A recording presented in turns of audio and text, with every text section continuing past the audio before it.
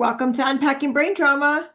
It's Pratiti Pathak here, your host, your guide on this amazing journey of self-discovery, self-empowerment. Wow. Trailblazers, it's coming up on 4 years. I can't believe it.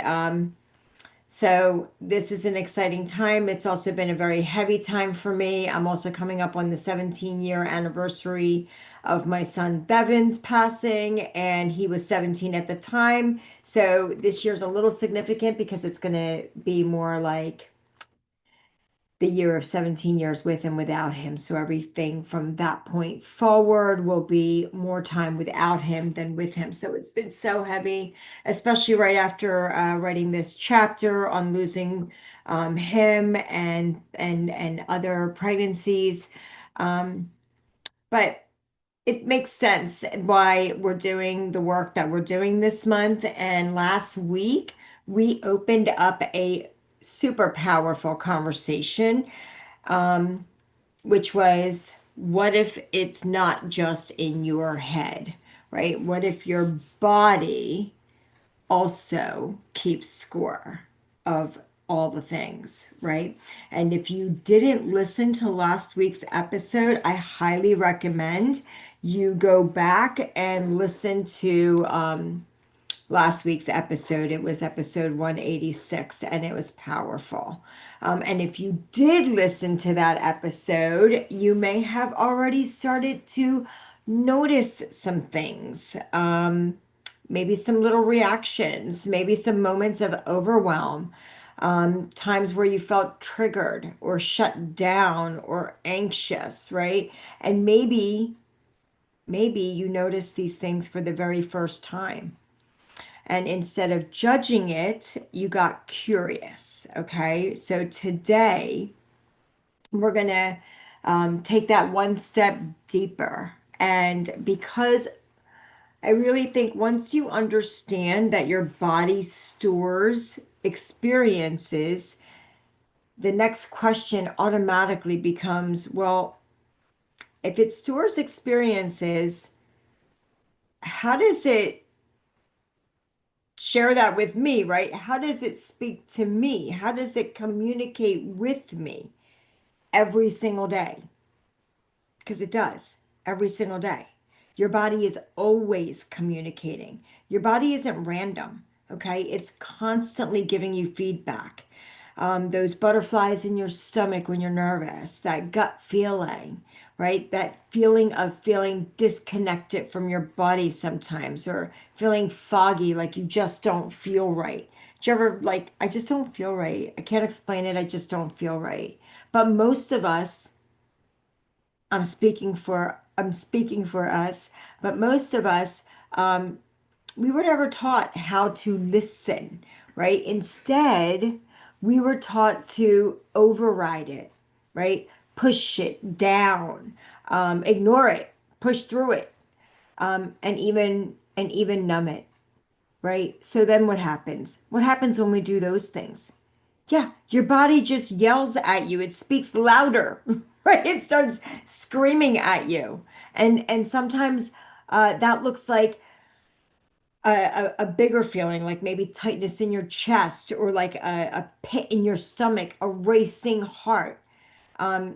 By the way, these are anxiety and panic attack symptoms, right? When you don't address the stress, it becomes anxiety and panic, right? That tension in your shoulders, the exhaustion that you just can't explain, right? The emotional reactions that feel bigger than the actual moment. Did you ever have that, or am I just speaking for me? I know for me, so much of my life was very reactive.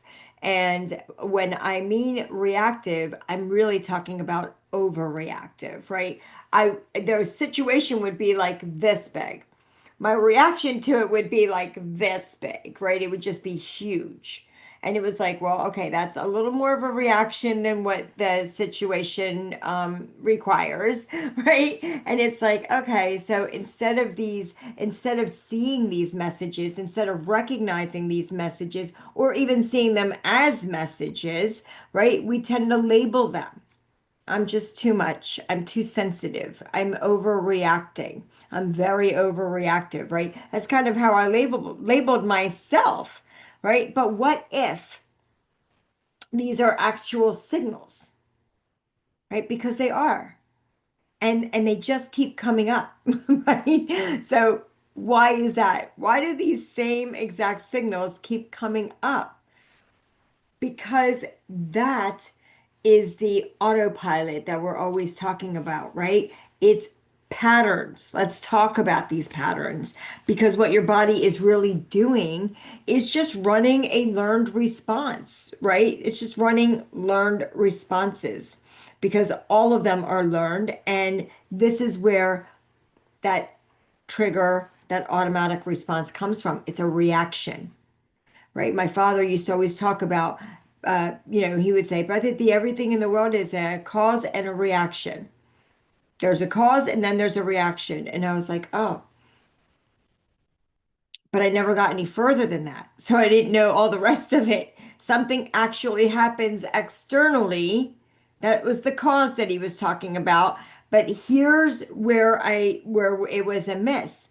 I didn't learn that, okay, there's something that happens externally, and then your brain interprets it, thought, your body creates a feeling, an emotion, and then you take action from that thought feeling combination, all within seconds, right? So fast, you don't even realize it's happening. And this is what I call autopilot living, right? And here's the key. As I always say, autopilot is not a bad thing in its own. It's amazing. It's wonderful. I'm so glad that I'm on autopilot for many, many things, right? It's efficient, it's protective, it's familiar, and it's also unintentional. Okay, let me repeat. Autopilot's beautiful. It's efficient, it's protective, it's familiar, and it's also unconscious. Some autopilots that are unconscious are great. Some of them, not so much, right? They're not leading us where we actually want to go. So let me explain, right? I have a framework called STEAL, STEAL, right? It is a cognitive model, right? It's a situation, a thought, emotion, an action, and then a life experience that takes place. All right. This is where I want to just introduce this concept that I teach to all of my clients. There are two ways that we move through life, only two. We're either on default, right? We're either living on autopilot where our thoughts, our emotions, and our reactions are running us, right? On that unconscious default autopilot mode, rinse and repeat. Or we're living intentionally, right? Where we are aware, right? We have the awareness and we're choosing how to respond versus automatic reaction. And when we're on autopilot, it can feel like something's being taken from us.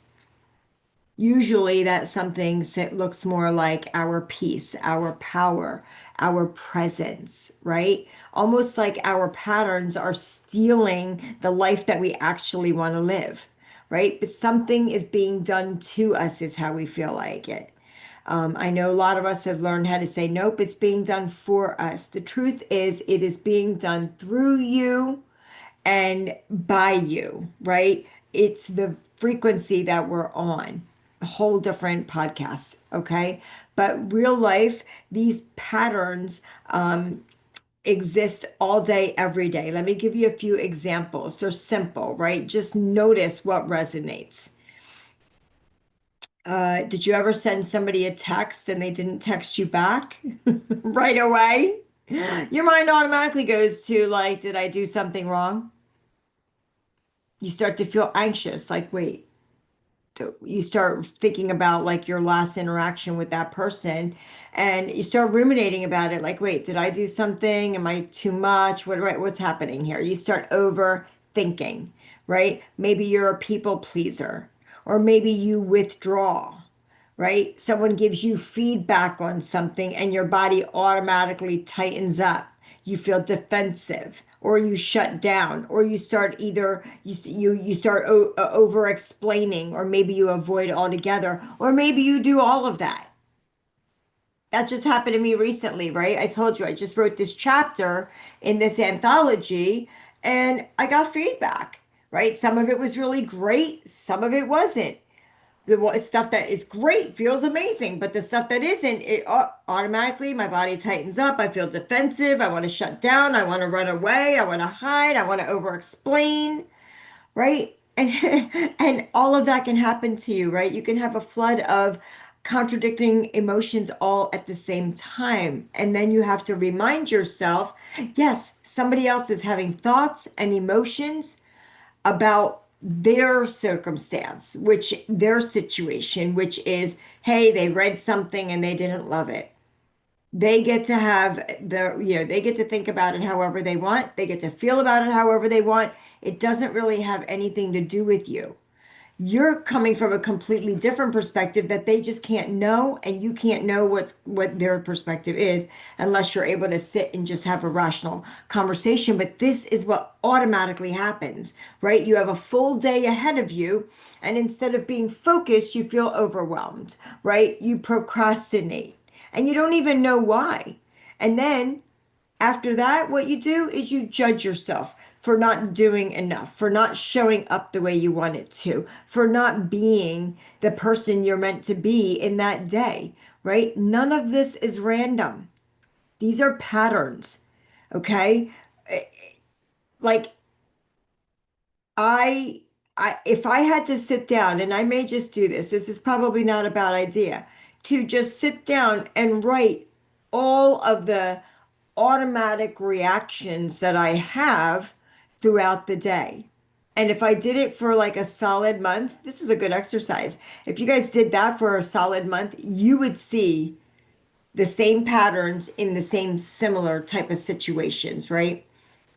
If your boss gets mad at you, this is how I react.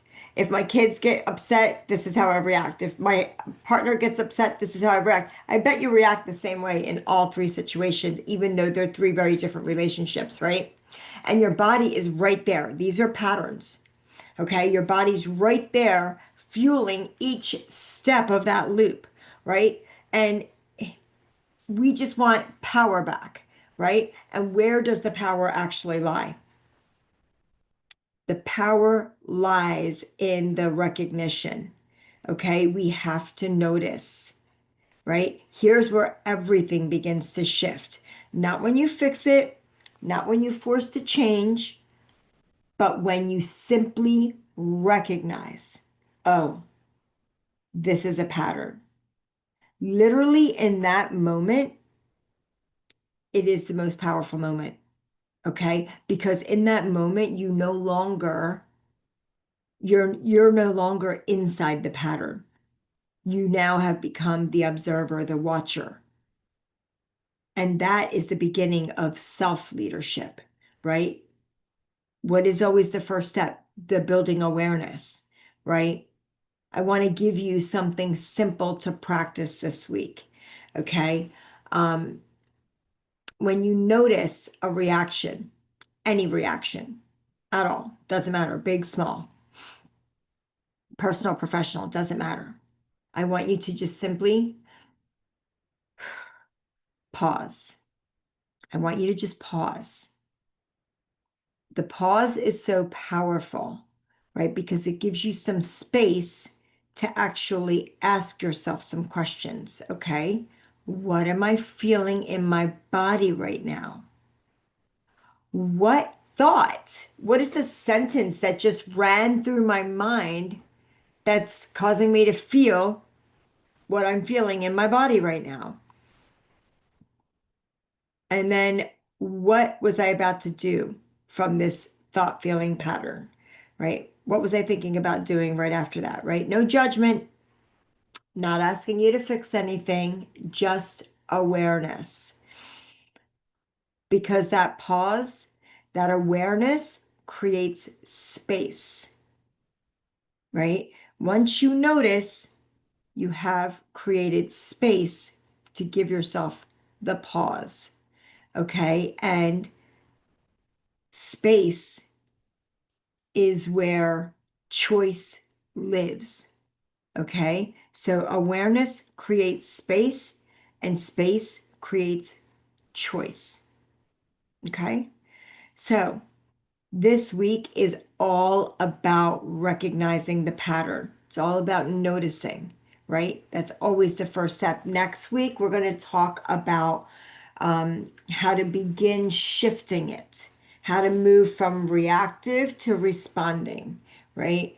That was a big one for me, going from reacting to responding, going from autopilot to intentional choice, intentional living, right? Patterns running you to leading your own life, right? Because once you can see it, my friends, I promise you, you can't unsee it. That's why this work resonated with me. That's why this work spoke to me so deeply in the gut, in the soul, in the cells of my body, is because once I saw it, I couldn't unsee it. Once I shifted it, didn't mean that it never shifted back. It didn't shift back the same way. I noticed it right away, right? Once you shift, it's not that the thought feeling doesn't ever show up, but it doesn't have you shifting backwards again. So once you see it, you can start to change it. And once you start changing it and seeing it and noticing it and wearing and just shifting, I promise you, your life will be unrecognizable within a very short period of time. If you've been alive like me, I'm 56. I'll be 57 in a couple months. And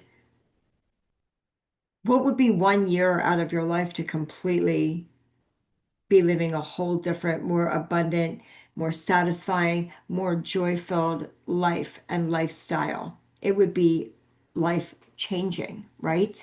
Yes. Okay. Trailblazers, your body is not working against you. It is working for you. Okay. Based on everything that it has learned up until now, until this moment in your life. It has learned everything, and it's working for you based off of everything it's learned. And now we have the opportunity, you, me, all of us have the opportunity to listen to our body, right? When it speaks to us. And now we can, from listening to it, we can understand it and then lead ourselves differently. All right. This is how we move. This is how we begin to move from survival pattern to intentional creation. And that is how we change from autopilot to creating our life and our results by design, not by default. So, Trailblazers, if this episode resonated with you like it does with me, and you know anybody else that it would resonate with, share it with someone who may need this message. And if you're a part of Growth Beyond the Pages book club, I'd love to hear from you. And most importantly, I want you to reach out to me if you would like to shift from living autopilot to living more intentional, because what patterns you notice week after week is what shifts your entire life. So this week, I want you to notice the patterns, drop it in the group, drop it in the message, share with me any takeaways that you got, and tag me in anything you do that way. And until next time, just keep unpacking your brain drama and stepping into the most powerful, intentional version of you.